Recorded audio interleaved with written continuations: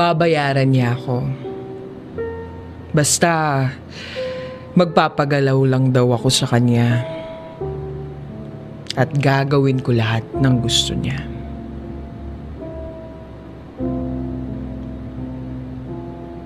Is it about money? Sex? Or love? Itago niyo na po ako sa pangalang FM. 25 years old at kasalukuyang nandito sa Doha, Qatar. Taong 2013, pumunta ako dito sa Qatar. At first, nagtrabaho ako bilang isang receptionist sa isang sikat na hotel. Pero, hindi ako sinuwerte sa una kong employer. Lagi kaming delayed ng sahod. Kaya naisipan namin ang mga kasama ko na mag-apply sa iba. Pero dahil nga sa wala pa kaming isang taon, napakahirap para sa amin ang makapaghanap ng bagong work. Kaya nagtiis muna kami. Hanggang sa dumating na yung point na halos wala na kaming kinakain sa dorm. Kasi 3 months na kaming hindi pinapasahod. So ang ginawa namin, nagreklamo kami sa human rights at labor. At yun, swerte naman, nabigyan kami ng release para makapaghanap ng bagong trabaho. October 2013, nabigyan kami ng release. At pwede na kaming makapaghanap ng bagong work. Akala namin magiging okay na yung lahat. Pero hindi pa pala. Dito pa lang pala mag-uumpisa ang kalbaryo ng buhay ko sa Qatar. November 2013. Nag-apply kami sa ibang work. Ang dami naming ina-applyan. Pero sa kabutihang palad naman, natanggap yung iba kong kasama. Sa hotel sila uli nag-work. Pero this time, maganda na yung work, maganda pa yung sahod nila. Pero ako, at yung 3 ko pang mga kasama, hindi pa rin natatawagan. Hanggang sa may isang interview na tumawag sa akin. At yun, agad-agad akong nabuhayan ng dugo. Nagpaganda ako, nagbihis ako ng maayos para sobrang presentable ko. Kaya lang pagkadating ko doon, ay, ang dami naming i-interviewin. Parang nasa 45 ata kami. At ang nakakainis pa doon, yung manager ay Pinay. Napaka-arte pa. Kasi bawat isa sa mga ini-interview niya, ang oras ba naman ay 30 to 45 minutes. Imagine, sa dami namin. Buti na lang nakapagtiis ako. At dumating na nga na ako na ang i-interviewin. Ang dami niyang tanong sa akin. Nasagot ko naman kasi halos alam ko yung tsaka na-experience ko yung mga sinasabi niya sa akin. Naka-experience kasi ako na magtrabaho sa Pilipinas bilang isang sales advisor. Pero matapos ang interview, pakiramdam ko parang sakto lang. Parang na-down ako that time. Kasi hindi pa rin ako sigurado kung tanggap na ba ako o hindi. Kasi ang sabi lang sa akin, tatawag na lang daw. Kaya ayun, umuwi ako malungkot. Fast forward December first week, tumawag ang company na yon. At yun na nga, hired na daw ako. At aayusin na daw nila ang papers ko. Sobrang saya ko, sobra. Pero hindi para doon natatapos yung paghihirap ko. Kasi ang tagal ng proseso. 3 months pa bago maayos ang lahat. Sumabay pa yung pinalayas na kami ng employer namin sa accommodation. Kasi nga, release na kaming 4. Kaya ayun, wala kaming nagawa kundi umalis na lang. Hindi namin alam kung saan kami pupunta. Hanggang sa may isang lalaki kaming nakilala noon sa isang bilihan. Siya si Tatay Kaloy. Isang Pilipinong freelance sa Qatar. Ang bait niya. Naawa siya sa amin kaya hinanapan niya kami ng matutuluyan namin. Hanggang sa magka-work na kami, siya yung nagpo-provide ng food namin sa araw-araw. Nakakahiyaman, pero kinapalan na namin yung mga mukha namin. Actually, meron siyang pamilya dito. Yung asawa niya, nurse sa isang hospital dito. At yung 3 anak naman niya, nasa Qatar Airways. Napakaswerte nila sa buhay. At napakabuti nila. Kaya siguro, pinagpala yung pamilya nila. Panata niya na daw kasi yung ganun. Yung tumulong sa mga nangangailangan. Tinuring niya kami na parang pamangkin niya.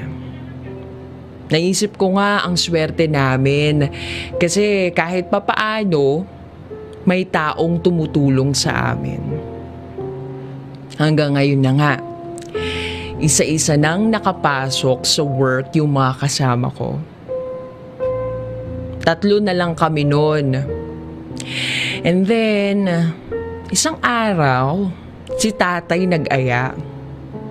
Maglakad-lakad daw kami sa labas. Di ko, sumama ako. At habang naglalakad kami, nakasalubong niya yung friend niyang Qatari national. Pinakilala niya kami isa-isa. Habang nag-uusap sila na nakatayo lang kami, sinasabi niya dun sa friend niya na mga pamangkin niya kami. Tapos kinukwento niya rin na naghahanap kami ng work. At binulungan niya kami na yung friend niya daw na yun, napakaraming koneksyon sa Qatar. So, habang nag-uusap sila, may isa pang lalaki na lumabas mula sa isang sobrang ganda at malapalasyong bahay. Grabe, nasabi ko sa isip ko, iilan lang sila sa loob pero parang Malacanang ang laki ng bahay nila. Hanggang sa biglang nagtanong yung isang lalaki ng lengguwahe nilang Arabic. Di na namin magets kaya tahimik na lang kami. Nagulat na lang kami nang biglang mag-abot ng papel na maliit na may nakasulat na numero yung lalaking yun. Yes, number ng cellphone niya. Dito yun yung huling guy na lumabas. Ang sabi niya, i-message daw namin siya kapag may problema kami. So parang natuwa naman kami kasi kahit papaano, may kilala na kaming Qatari just in case that we have a big problem. Pero alam nyo, bago pa lang ako sa Qatar, ang dami ko nang naririnig tungkol sa kanila. Pwede ka raw gamitin. Bayaran ka para magalaw ka nila. Pero nung time na yon, I don't care. Kasi feeling ko, hindi naman ako magkaka-boyfriend ng ganun, no? Tsaka, kaya ko namang kumita ng pera ko. So fast forward. After 2 days, nagtataka ako dun sa isang friend namin. bakit hindi siya lumalabas sa room niya na hating gabi pa may ka-video call pa rin. So deadman na lang kami. Naisip namin na baka yung boyfriend niya sa Pilipinas yung kausap. Anyway, wala naman akong dapat paki sa love life niya, tsaka lagi kami nag-aaway nun kaya I don't care.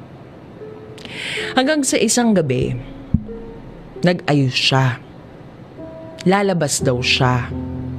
Magmi-meet daw sila ng cousin niya. Sabi naman namin, okay.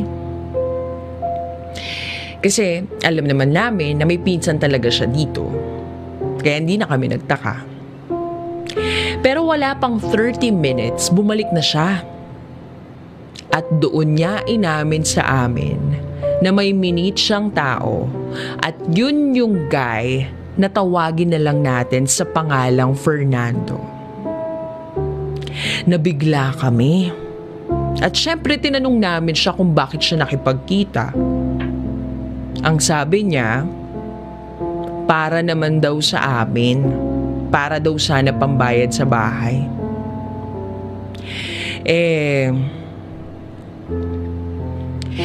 Umamin naman siya na si Fernando na yun daw yung lagi niyang kausap sa video call. Kaso, parang na-turn off yata sa kanya kasi hiningan niya ng pera. Kaya ayun, after na hiningan niya ng pera, binlock siya. Nabigla kami dun sa kwento niya. Pero hinayaan na lang namin. At lumipas ang isang linggo. Tumawag yung in-applyan ko at pinare-report na ako sa office.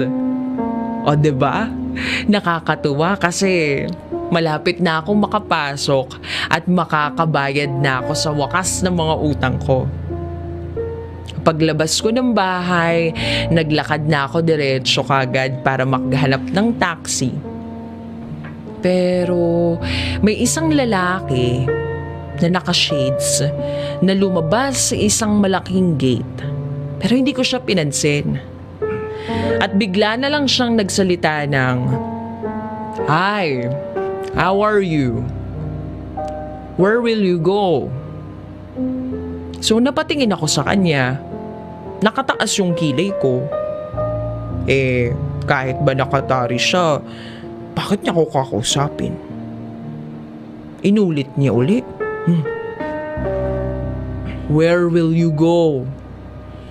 Sinagot ko siya ng, sorry sir, I don't know you.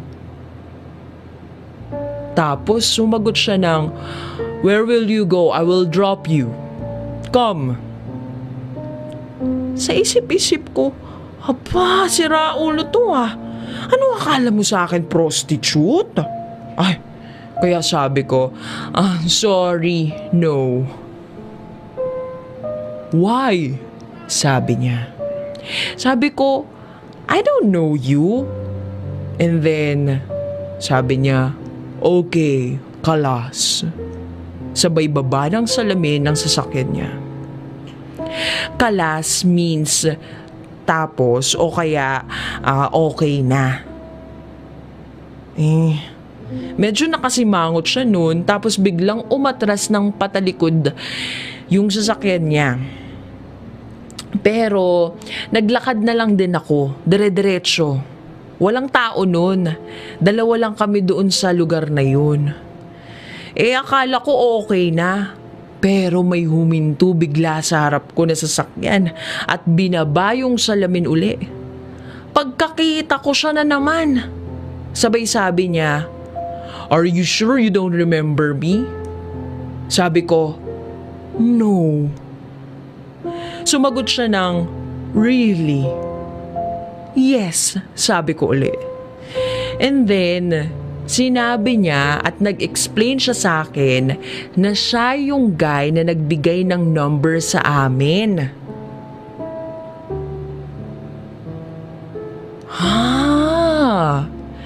Siya pala yung lalaking nagbigay ng number. Actually, hindi ko talaga siya mamukhaan nun eh.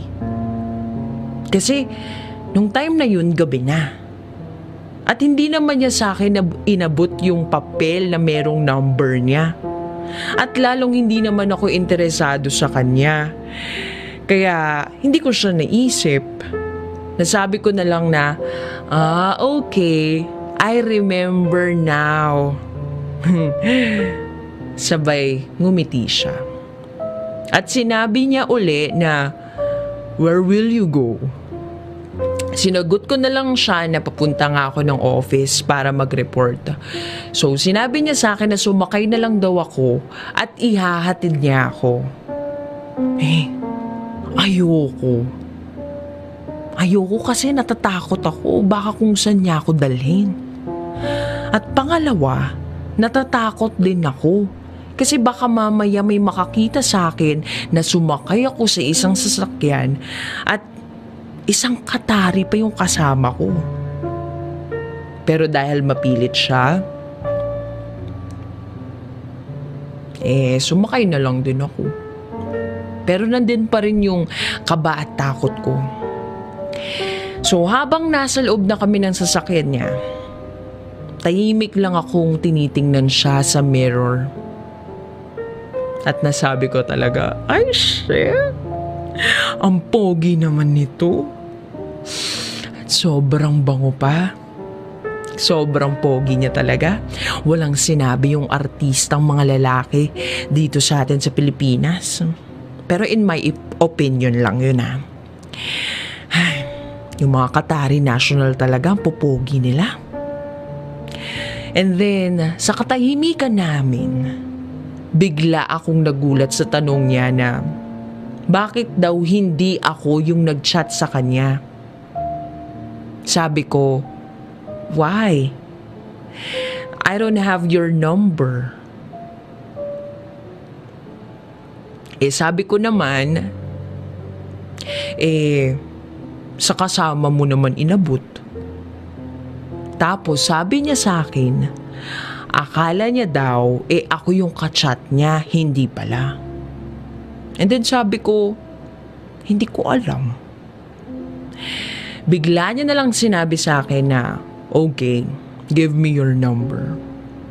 Hindi ko sana ibibigay Kaso parang wala akong masabi, kaya naibigay ko na lang. At hindi lang yun, miniskol niya pa. Yung para ba talagang inaalam niya kung yun yung number ko. And then, nag-thank you na lang ako sa kanya sa ride. And then sabi niya sa akin, paano daw ako uuwi? Sabi ko magta-taxi na lang ako. Hanggang sa nag-abot siya sa akin ng pera. 50 real. Pero hindi ko tinanggap. Pero sabi niya, haram. Kinuha ko na lang. Kasi masama na tinatanggihan ko sila. Oo, bawal daw yun. Yung tinatanggihan mo sila sa mga binibigay nila. Kaya kinuha ko na lang. Tsaka nagpasalamat ako, tapos bumaba na ako. And then 3 days after, may nag-message sa akin.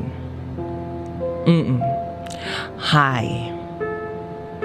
Nireplyan ko sana, kaya lang parang ayaw ko naman kasi hindi ko naman kilala. Tapos nag-message ulit ng, how are you? Hindi ko pa rin nireplyan. Hanggang sa tinanggal ko yung WhatsApp ko, inan-install ko. Pero naisip ko baka mamaya i-message ako ng manager ko. And then dun ko na-realize na numero niya pala yun. Binalik ko ulit after 2 days. Hanggang sa iyon, may nag-message uli na, hi, how are you? What happened? Why you didn't say anything? Are you mad at me? Basta sunod-sunod yung tanong niya pero hindi ko pa rin siya nire-replyan. Naisip ko na lang, baka gusto niyang may makachuk-chak chenes kasi taglibog yun. So, yun yung pumapasok sa isip ko. Hanggang sa tinawagan niya ako. Sinagot ko na lang. Sinabi niya na bakit daw hindi ako nagre-reply sa mga message niya. Sinabi ko na sira yung phone ko. At taba, ang sabi niya, ano ba daw yung unit ng cellphone ko? At ibibili niya daw ako. Sabi ko na lang, I don't need it. Thank you. Sabay nag-goodbye na ako sa kanya. And then February 2014, nagkahiwalay na kaming tatlo yung mga ka-work ko dati. Nag-start na rin ako pero kapos pa rin ako. Wala akong pamasahe araw-araw kasi malayo yung bahay ko sa work ko. Gusto ko nang lumipat ng mas malapit kaso wala pa akong pambayad sa bahay. Kaya nagtitiis muna akong manghiram sa mga nakilala ko dati sa napasukan ko. Kinabukasan, pasok na naman ako. Kaso wala na talaga akong pera. 12 real na lang yung natitira sa akin. Paano ako papasok at uuwi nito? Iniisip ko yung pangkain ko pa. Napabuntong hininga na lang ako. At kasabay ng pagbuntong hininga ko ang pagtulo ng luha ko. Biglang may nag-message sa akin. Where are you? In the house, sabi ko. And then nag-reply ng, can you come with me now? For only 10 minutes. I will give you something, sabi niya. Pero dahil medyo ilang buwan na rin kaming magka-chat, pumayag na akong sumama sa kanya. At ayun, nag-ikot-ikot kami sa sasakyan niya. Tapos may mga regalo pa siyang ibinigay sa akin. Perfume, watch, mga chocolates. At binigyan niya din ako ng 500 panggastos ko daw. Kung sakaling meron pa daw akong kailangan, i-message ko lang daw siya. Lagi siyang ganun sa akin. Palagi siyang nagbibigay ng kung ano-ano. Hanggang sa natapos yung araw na yun. Isang araw may nag-message sa akin. Ate ko sa Pilipinas. Kailangan na kailangan nila ng pera kasi hindi ko pa nababayaran yung mga utang ko sa Pilipinas noon. Kaya sila na naiwan doon, sila yung sinisingil. At may time pa na gusto na nila ipakulong yung nanay ko. Kaya nung tumawag yung ate ko, sobrang naawa ako at iyak ako ng iyak noon. Kasi habang magka-video call kami, yung nanay ko noon iyak siya ng iyak. Ayaw niya daw makulong. Hindi na daw nila alam kung anong gagawin nila. Kaya nung mga panahong yun, sobra ako nade-depress. Kasi kakaumpisa ko pa lang eh. At baon din ako sa utang sa Qatar. Hanggang sa naisip ko si Fernando. Naisip kong matutulungan niya ako. Pero alam ko na magkakaroon ng kapalit ang lahat ng yun. Kaya pinag-isipan kong mabuti. Pero wala eh. Nasa point na ako ng buhay ko na kahit mali, kailangan kong gawin. Kasi kailangan. At ayokong umiyak lang sa isang sulok. Kaya minessage ko agad si Fernando. Can you help me? Nag-reply naman agad siya ng sure.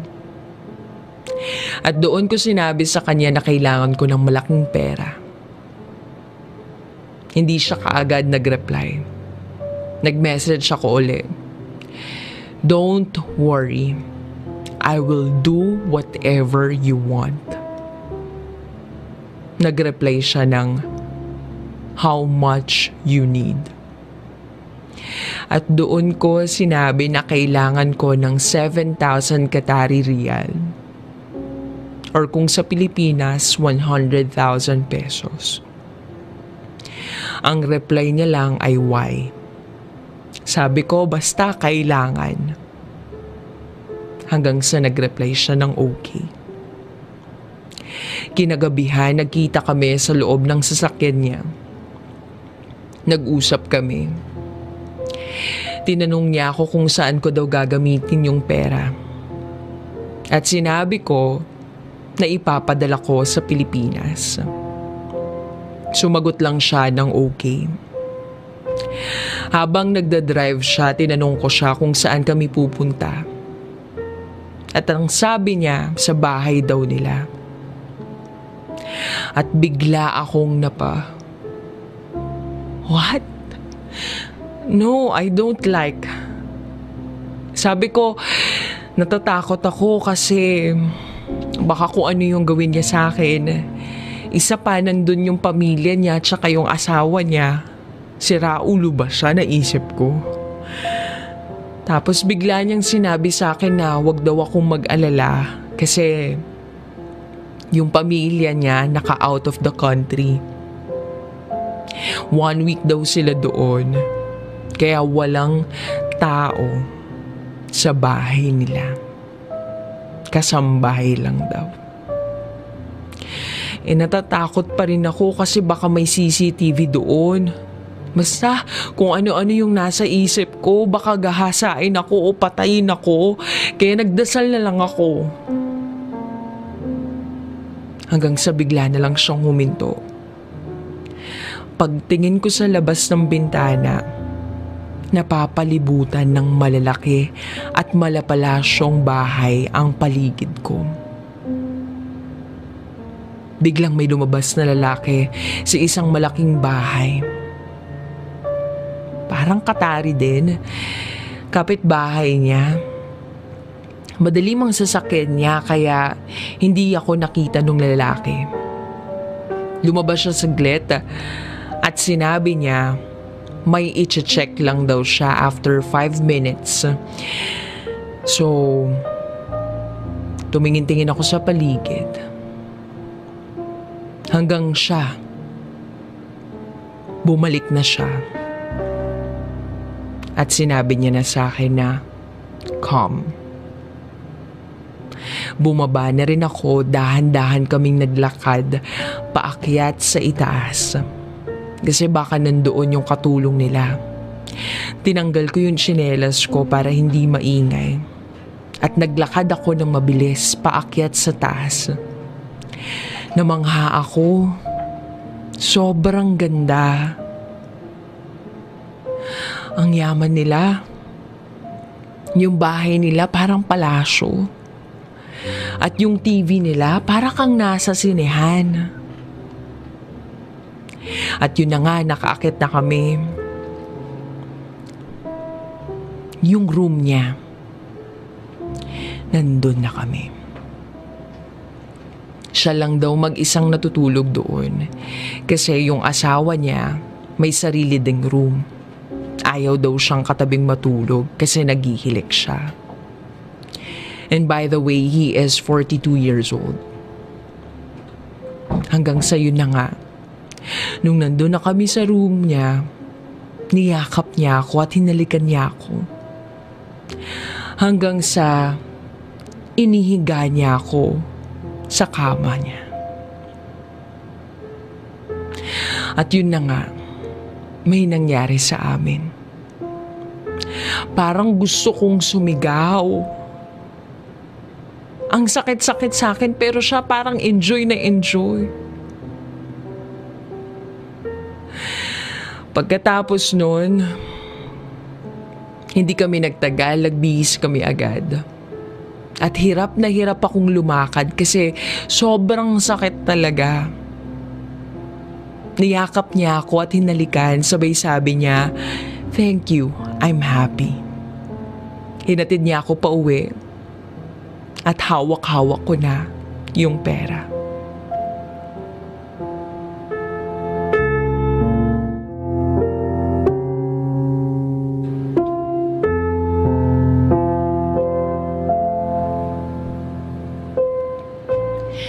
Hinatid niya ako pauwi. At hawak ko na yung pera. Pag uwi ko, iyak ako ng iyak. Kasi bakit ko yun nagawa? Para sa pera? Hanggang sa nakatulog na lang ako.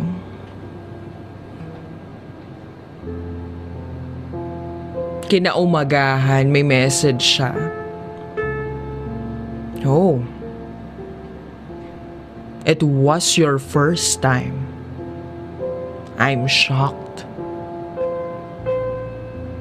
Nagulat daw siya. Pero masaya daw siya. Hindi na lang ako nag-reply kasi naisip ko may pera na ako. Kaya hindi ko na siya kukontakin. 1 week ko siyang hindi chinat. Hanggang sa tumatawag na siya. Namimiss niya daw ako. Ano na daw yung nangyayari sa akin. Kaya naisip ko na lang, sige na nga, replyan ko na siya.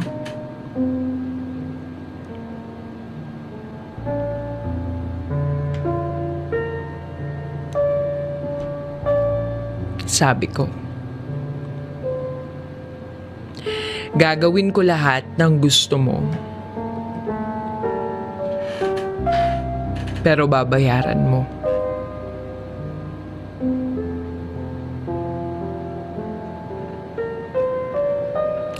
Sabi ko, magiging kami,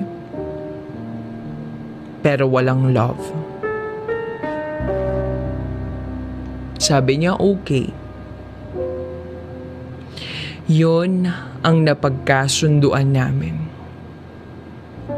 Umikot ng ganon yung buhay ko sa kanya.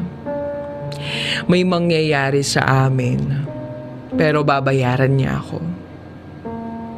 Ginagawa ko yung gusto niya, pero binabayaran niya ako. Kahit saan, basta may pagkakataon. At walang tao sa sakyan, kaya madalas doon namin ginagawa. Nagiging wild ako sa kanya. Lahat ng gustuhin niya ginagawa ko. Walang halong emosyon. Hanggang sa umabot ng 1 taon, ganun palagi. Hindi naman kami palaging nagkikita sa 1 buwan. 3 beses lang. Madalas nga wala talaga eh. Pero lahat ng kailangan ko ibinibigay niya. Hanggang sa kinuhaan niya na ako ng apartment.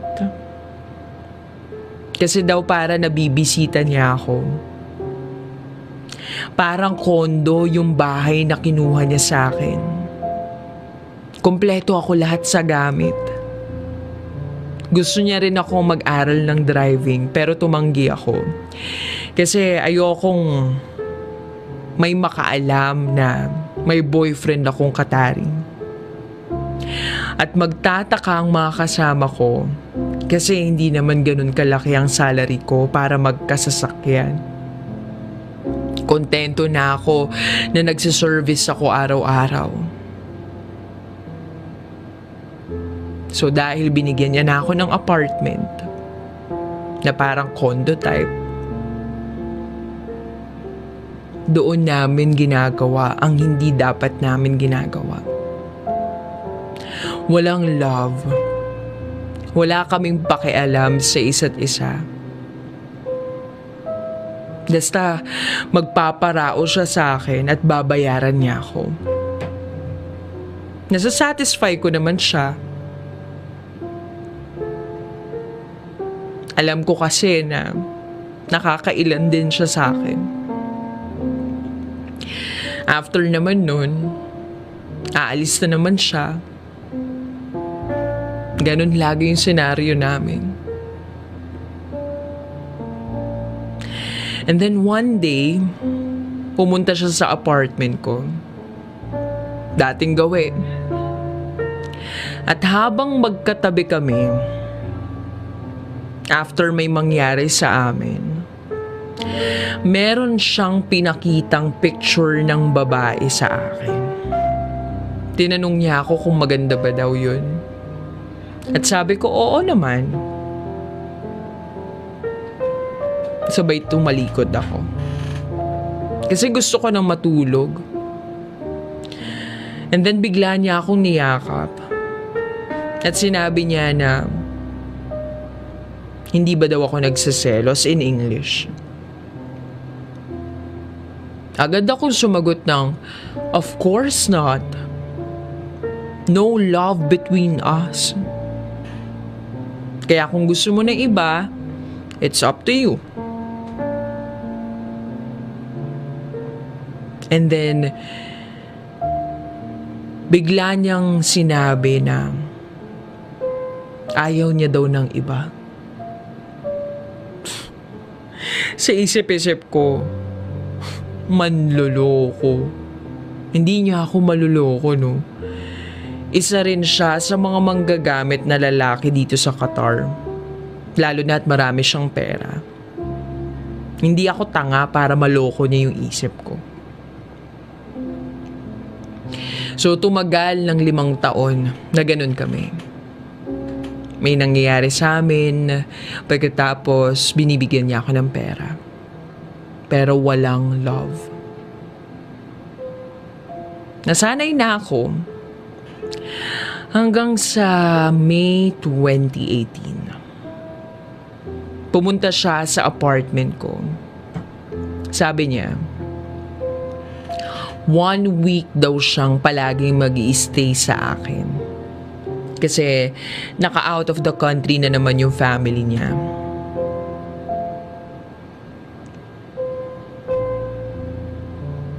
So hindi na ako nagtaka. Kasi lagi namang ganun eh.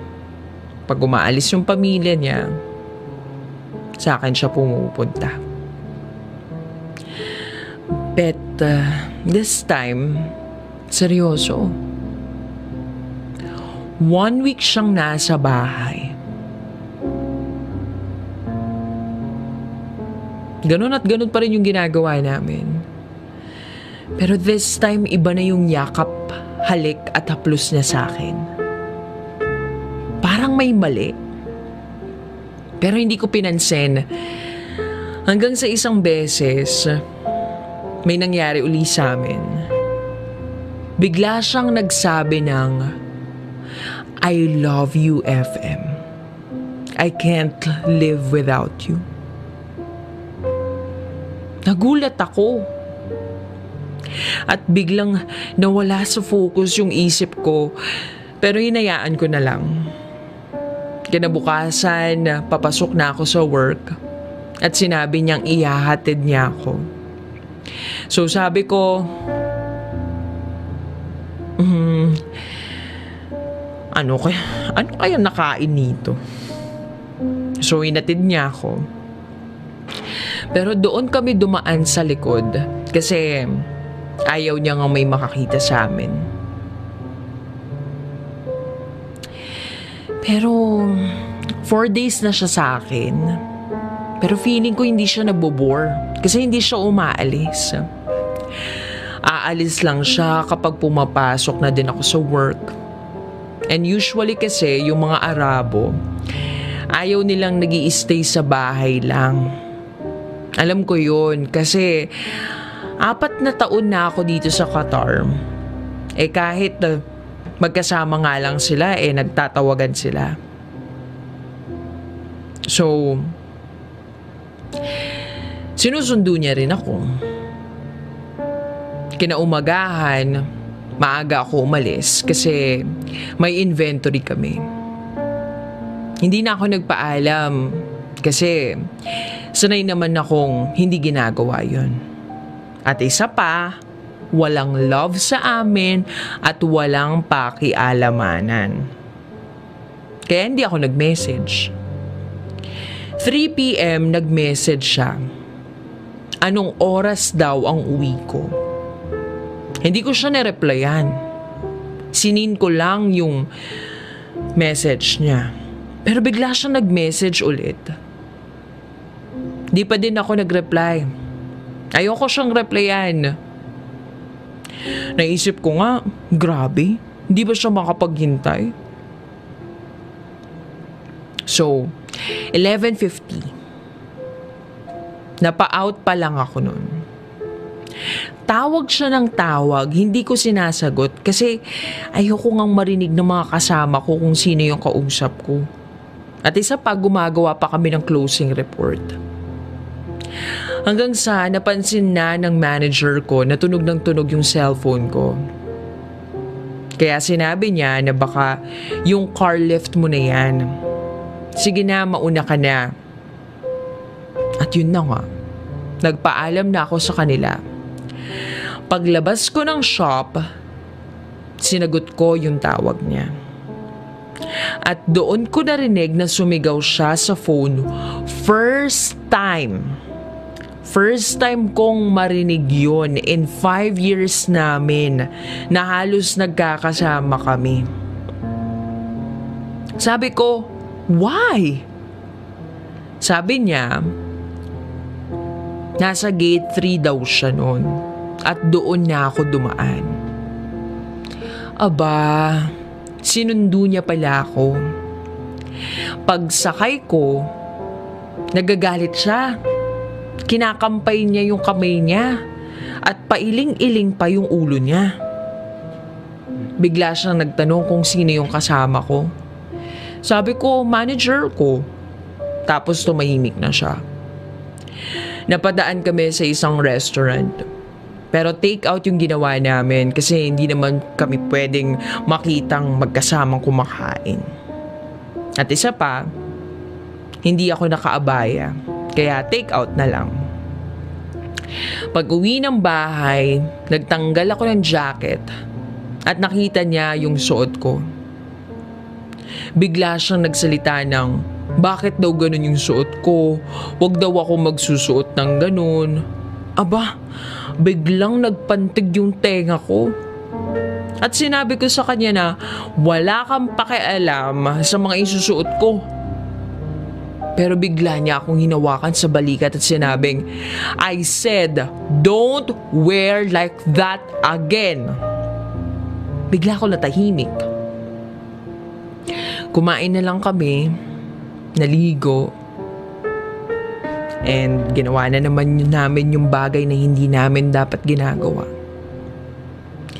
Pero talagang iba na siya eh. Iba yung mga yakap, halik at haplos niya sa akin. Sobrang higpit. Napapaisip ako, anong nangyayari dito? 6 days na siya sa bahay ko. Chine-check niya pati yung cellphone ko. Pinakikialaman niya pati yung mga susuotin ko. Nahuli ko pa siya na tinitingnan yung phone ko. At tinanong ko pa siya na anong ginagawa niya. Sinabi niya na I'll check your phone. Sabi ko, bakit? Sabi niya, baka daw kasi may iba akong kausap. At pag nalaman niya daw na may iba akong kausap, he will kill me. Crazy. Yan na lang yung nasabi ko sa kanya. At humiga na kami. Nakapatay ang ilaw.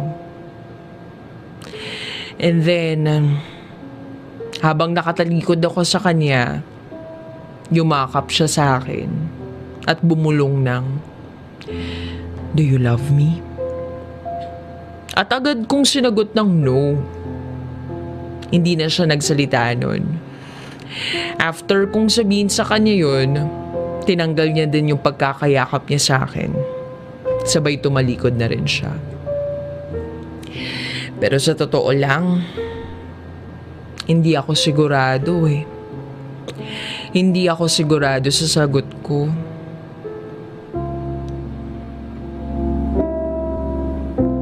Mahal ko na kaya siya? Huling araw ng stay niya sa bahay ko. Gabi na, matutulog na kami. Pero bago yun, alam nyo naman, gagawin namin yung hindi dapat. Pero nagtaka ako kasi wala siyang gamit. Wala siyang dala na panambla. Lagi naman siyang may gamit na ganun. Pero nung araw na yun, wala talaga. Naisip ko na lang, baka ilalabas niya na lang. Pero nagulat ako nung hindi niya nilabas. Kaya tinulak ko siya. Nagalit ako sa kanya kasi ayoko mabuntis. Alam ko naman na walang love sa amin eh. At naggagamitan lang kami parehas. May mangyayari sa amin, peperahan ko siya. Ganun yung tingin ko sa kung ano man yung meron kami. Pero nagulat ako sa kanya nang sabihin niya sa akin na mahal niya daw ako. At ayaw niya daw mawala ako sa buhay niya. At gusto niya daw na magkaroon kami ng anak. Pero paano? Ayokong maging kabit niya. Kaya nga hindi ako pumapayag dun sa gusto niya eh. Iba daw kasi ako sa mga babaeng nakilala niya. At totoo naman yun. Kasi kahit ganun yung sitwasyon ko sa kanya, never ko naman siyang niloko. At never ako nakipagrelasyon sa iba. Tanging siya lang yung lalaki sa buhay ko.